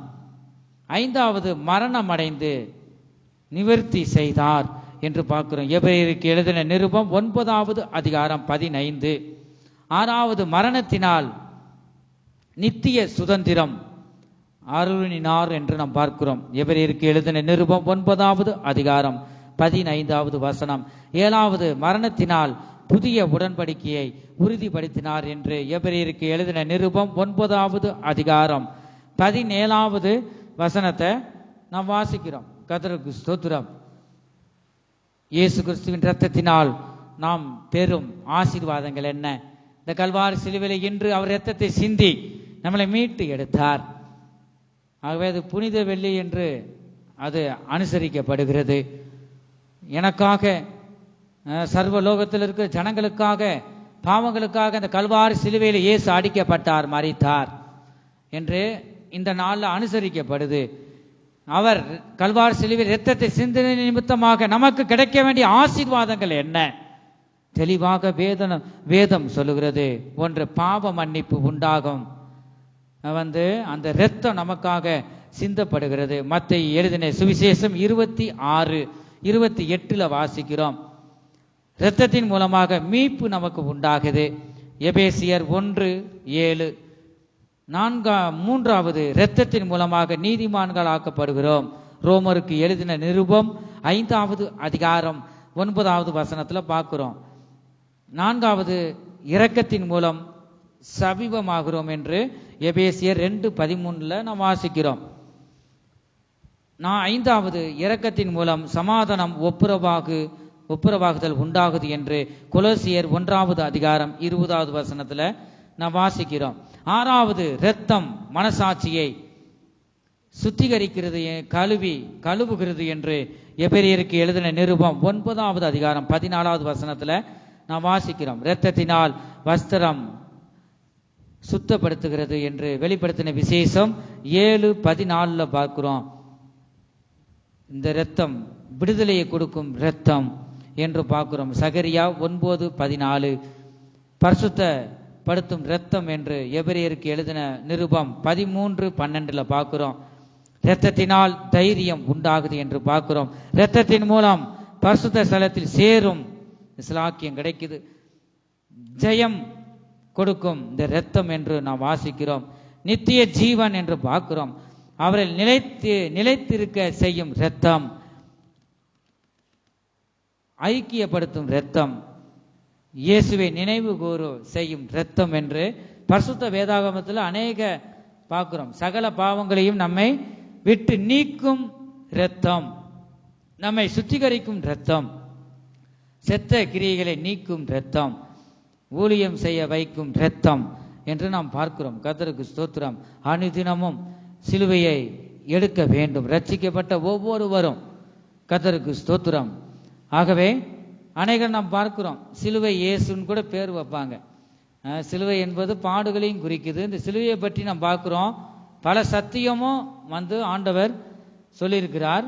ஆகவே சிலுவையை நீங்க இன்னைக்கு மாத்திரம் இல்ல, ஒவ்வொரு நாளும் சிலுவையை நாம் சுமக்க வேண்டும். இயேசு கிறிஸ்து ஒரு இடத்துல அதான் சொல்றார், சிலுவை சுமந்து கொண்டு என்னை பின்பற்றுங்க சொல்றார்.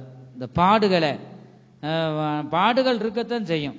உங்களுக்கு பூமியில என்னதான் உண்டா, உபத்திரவங்கள் உண்டு, ஆனாலும் திடன் கொள்ளுங்கள், நான் உங்களோடு இருக்கேன் சொல்றார்.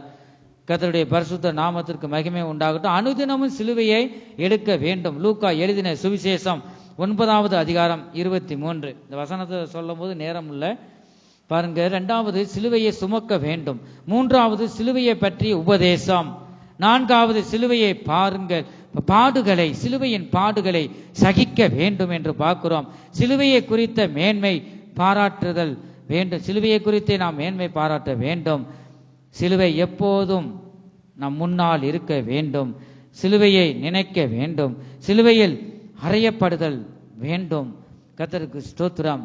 ஆகவே இந்த நாட்கள்ல எத்தனை பேர் இந்த சிலுவையை நோக்கி பார்க்கிறோம்? இயேசு சிலுவை ஏன் அடிக்கப்பட்டார்? என் ஜனமே, நமது பாவங்களுக்காக அடிக்கப்பட்டார். நாம் பரிசுத்தமாகப்பட வேண்டும் என்று அவர் அடிக்கப்பட்டாரே. அவரை நோக்கி நாம் எத்தனை பேர் நாம் பார்க்கிறோம்? சிலுவையில் இயேசு எவைகளையெல்லாம் அவர் சுமந்தார், பாவங்களை சுமந்தார் என்று நாம் பார்க்கிறோம்.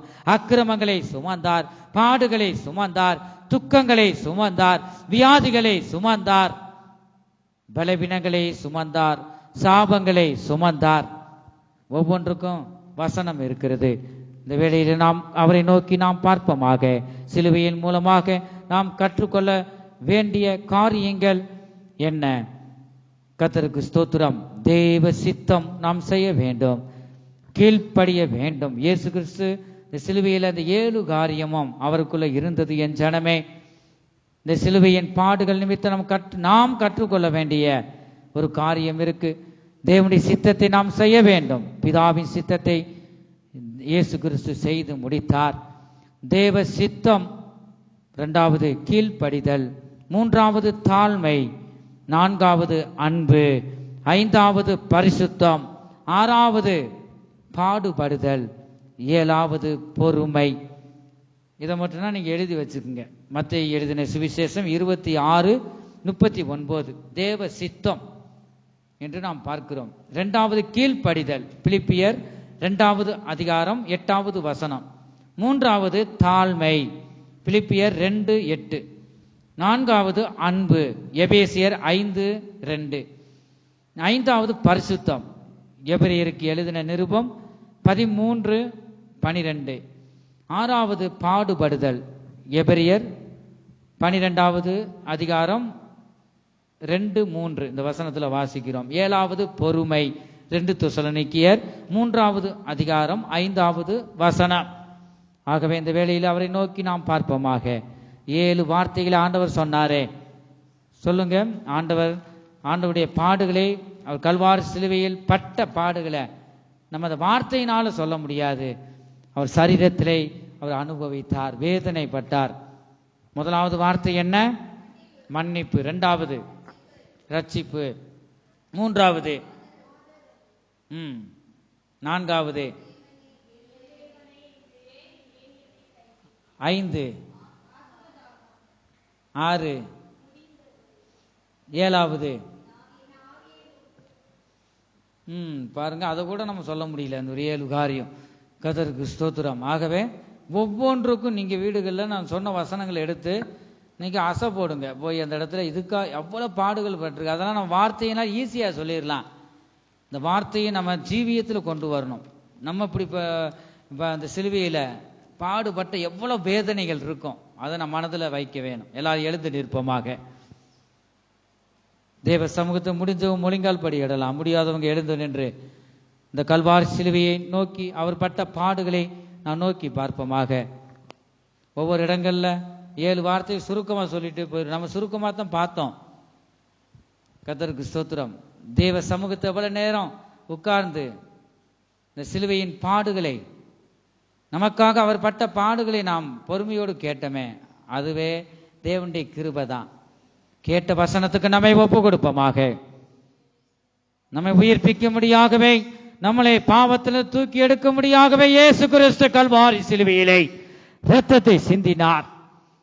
இந்த கல்வாரி சிலுவையை நோக்கி பார்க்கட்டும். நம்முடைய கண்கள் கர்த்தரை நோக்கி பார்க்கட்டும். இந்த சிலுவையின் பாடுகளை நோக்கி பார்க்கட்டும். ஹல்லேலூயா.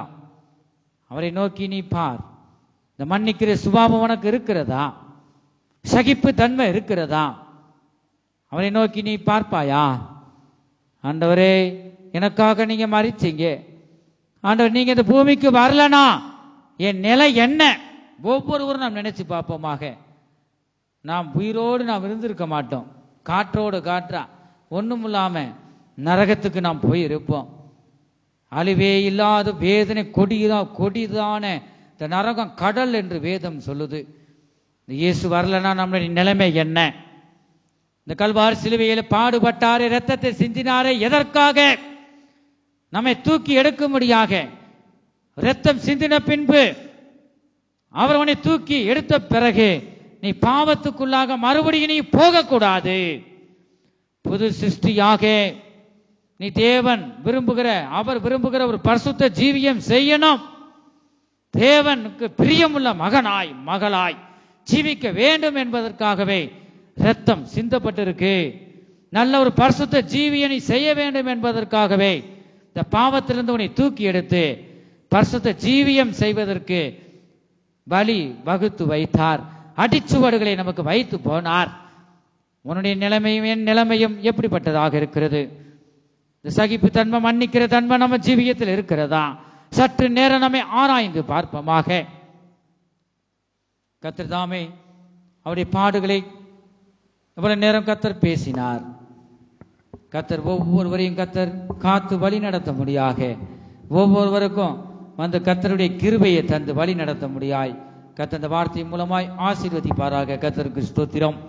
கல்வாரியின் அன்பின் வெள்ளமே கரை புரண்டு ஓடுதென்னிலே, கல்வாரியின் அன்பின் வெள்ளமே கரை புரண்டு ஓடுதென்னிலே, கல் நெஞ்சையும் நொறுக்கி உருவாக்கிடும் நல் நதியாய் பாயுதென்னிலே, கல் நெஞ்சையும் நொறுக்கி நல் நதியாய் பாயுதென்னிலே. ஆகா இயேசுவின் மாறான்பிதே, அதன் இன்பத்தை சொல்ல ஆகுமோ? ஆகா இயேசுவின் மாறான்பிதே, அதன் இன்பத்தை சொல்ல ஆகுமோ?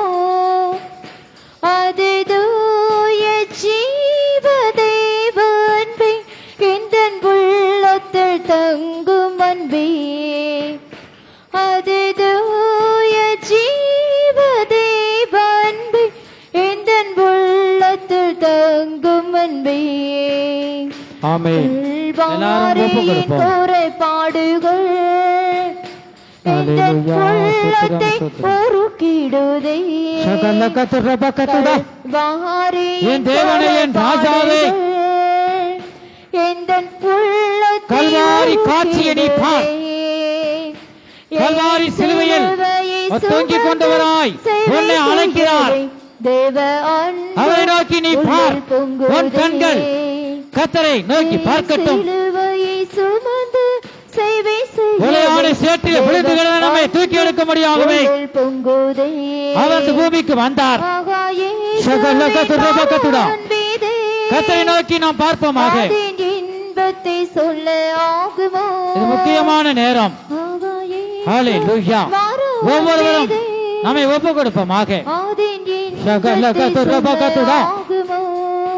அது தூய ஜீவ தேவ அன்பே, எந்தன் உள்ளத்தில் தங்கும் அன்பே. அது தூய ஜீவ தேவ அன்பே, எந்தன் உள்ளத்தில் தங்கும் அன்பே. ஹல்லேலூயா, ஹல்லேலூயா, ஹல்லேலூயா, ஹல்லேலூயா, ஹல்லேலூயா. ஆமென். இயேசு கிறிஸ்து சிலுவையில் பேசின இந்த வார்த்தை மூலமாக நாம் முதலாவது கற்றுக்கொண்ட காரியம் என்ன? ஒவ்வொரு நாளும் ஆண்டவரே, ஒருவருக்கொருவர் சமாதானத்தோடு இருப்போம். ஆண்டவர் ஒரு குற்றத்தை நாங்கள் மன்னிப்போம். நீங்க மன்னிச்சீங்களே, பாவி ஆகிய என்ன, துரோகி ஆகிய என்னை நீங்க மன்னிச்சீங்களே, ஆண்டவரே நானும் மன்னிப்பேன். ஆண்டவரே ஸ்தோத்திரம். அந்த மன்னிக்கிற சுபாவத்தை தாங்க, அது கேட்ட கிருபையை தாங்க என்று நீ கேட்பாயாக. அல்லேலூயா. அவரை நோக்கி இந்த இரக்க குணம் நமக்கு இருக்கிறதா? அவர் நமக்கு கற்றுக் கொடுக்கிற வார்த்தை என்ன? நாம் மன்னிக்கிறவர்களாய் நாம் காணப்பட வேண்டும். அல்லேலூயா, அல்லேலூயா. இந்த 7 வார்த்தைகளை கேட்கறது மாத்திரமல்ல, அது 7 வார்த்தை இல்லைங்க, கோடி கோடியான வார்த்தைகள் உண்டு. அவருடைய அன்பை, அதைத்தான் கர்த்தர் நல்லவர் என்பதை ருசித்து பாருங்கள். அவர் எந்த அளவுக்கு அவருடைய நோக்கம் பெரிதாக இருக்கிறது. சிலுவையில அடிக்கப்பட்டு மரித்து அநேகருடைய கல்லறைகள், பெரிய பெரிய பிரதமர், பெரிய பெரிய ஆட்களை நாம் பார்க்கிறோம், இந்த கல்லறை மூடப்பட்டே இருக்கிறது. நம்முடைய தேவன் அப்படி அல்ல. வெளிப்படுத்தின விசேஷத்துல நாம் வாசிக்கிறோம், மரித்தேன் ஆனாலும் நான் உயிரோடு இருக்கிறேன். அவர் 3ஆம் நாளில் உயிர்த்தெழுந்தார். இந்த கல்லறை திறக்கப்பட்டது. அவர் ஜீவனுள்ள தேவன், உயிருள்ள தேவன். ஒரே ஒரு நோக்கம் அவருக்கு இருக்கு. இந்த நோக்கத்தை நீங்க தெரிஞ்சீங்கன்னா ஆச்சரியப்படுவீங்க. கடைசி நாளில் அவருடன் நம்ம சேர்த்து கொள்ள முடியாததான் இப்படிப்பட்ட பாடுகளை அவர் அந்த பாடுகளுக்குள்ளாக தன்னை உட்படுத்தினார்.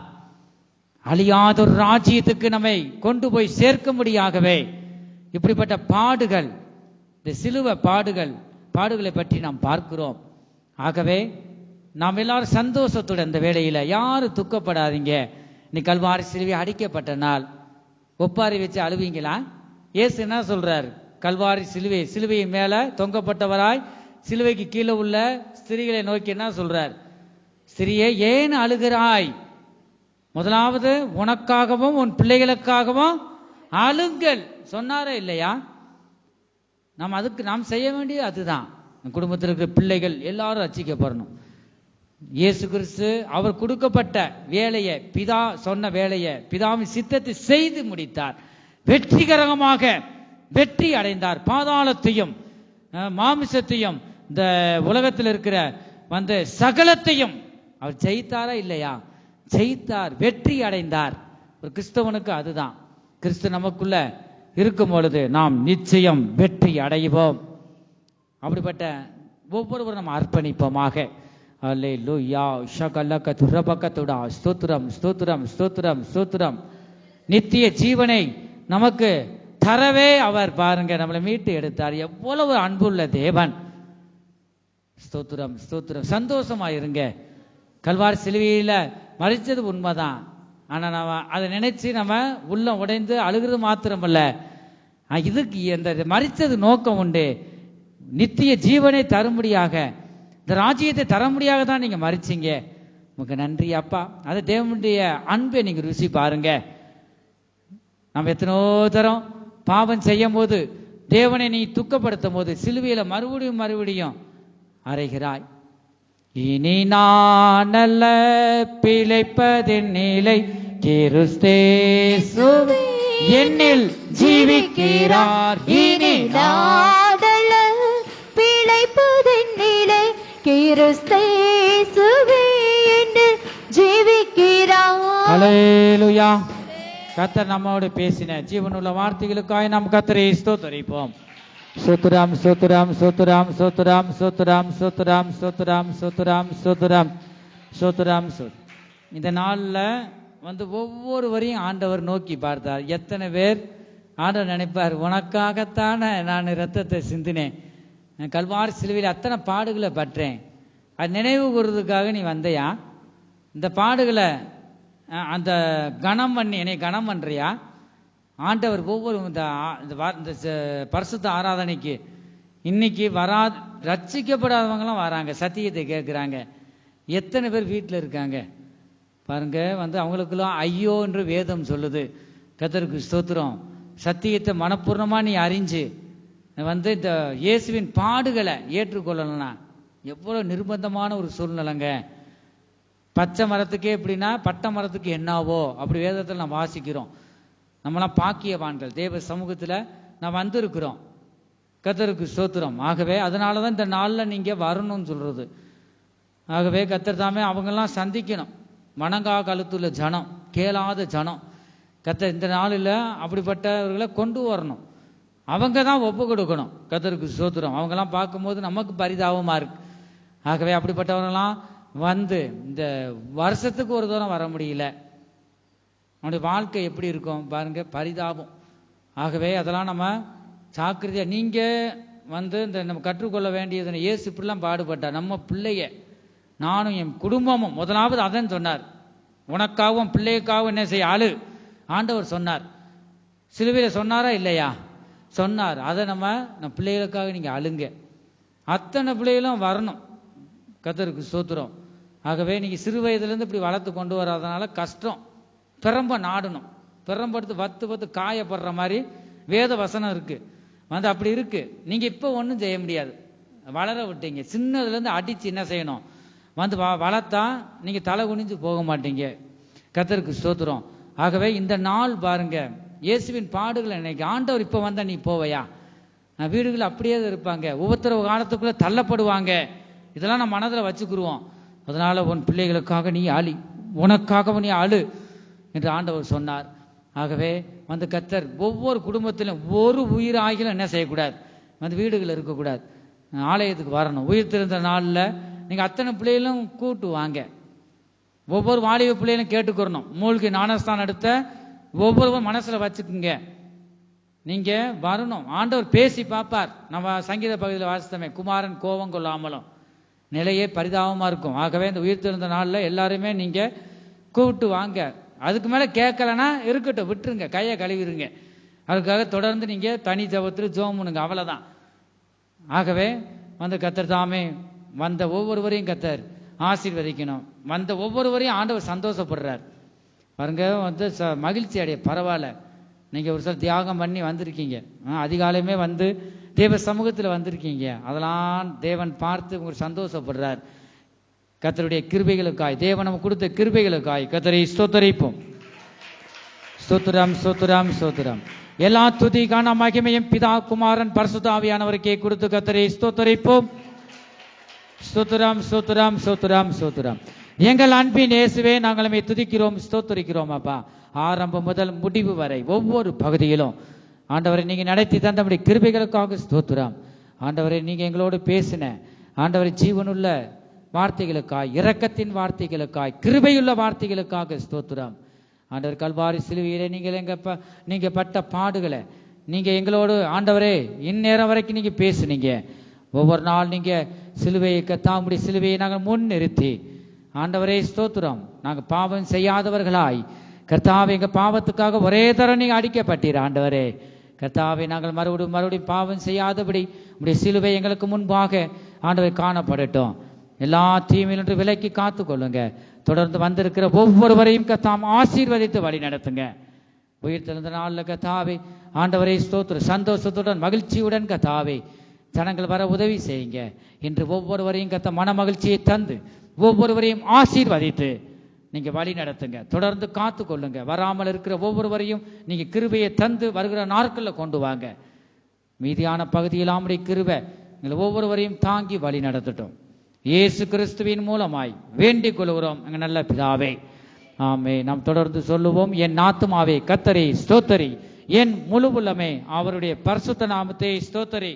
என் ஆத்துமாவே கர்த்தரை ஸ்தோத்தரி, அவர் செய்த சகல உபகாரங்களை மறவாதே. ஆமென். கர்த்தராகிய இயேசு கிறிஸ்துவினுடைய கிருபையும் தேவனுடைய அன்பும் பரிசுத்த ஆவியுடைய ஐக்கியமும் அவருடைய பாதுகாவலும் நம்ம அனைவரோடும் கூட என்றென்றைக்கும் சதா காலங்களிலும் இருப்பதாக. ஆமென். ஹல்லேலூயா, ஹல்லேலூயா, ஹல்லேலூயா.